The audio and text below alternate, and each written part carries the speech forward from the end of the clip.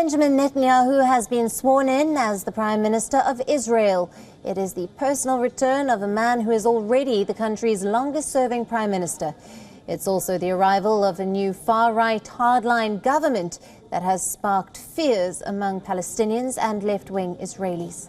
73-year-old Netanyahu, who was Prime Minister between 1996 and 1999, and then again between 2009 and 2021, addressed a session of the Israeli Parliament, or Knesset.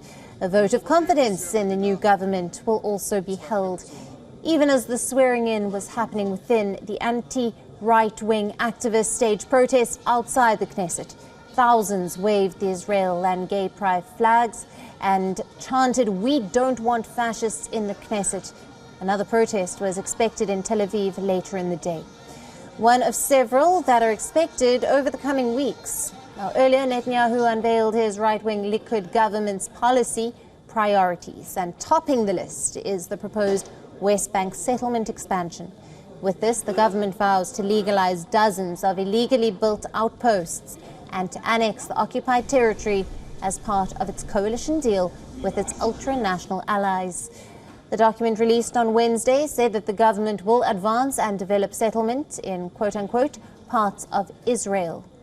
The package laid the groundwork for what is expected to be a stormy beginning for Netanyahu's government. It could put them at odds with large parts of the Israeli public and its international allies.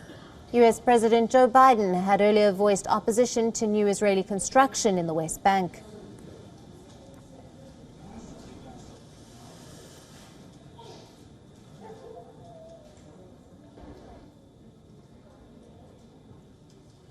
Now, for more on this, our correspondent Jody Cohen is joining us live from Jerusalem. Hello to you, Jody.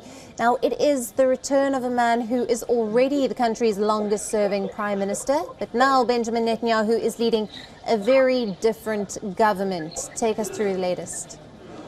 That's right. This isn't his first comeback. This is actually his second comeback. This will be his third term in office. And as he said, he's the longest-serving Prime Minister in Israel. He'll be leading one of the most right-wing coalitions in Israel's history. He's joined in with the nationalist parties Otzma Yehudit and religious Zionism. Now, I'm inside the Knesset, and the swearing-in ceremony hasn't officially started yet.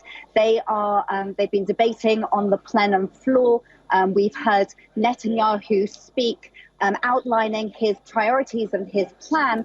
And the opposition, when he was speaking, started chanting "weak, weak, weak," suggesting that they believe that he is vulnerable to his coalition partners' demands. And some members of the Knesset were actually removed from the plenum floor at that time.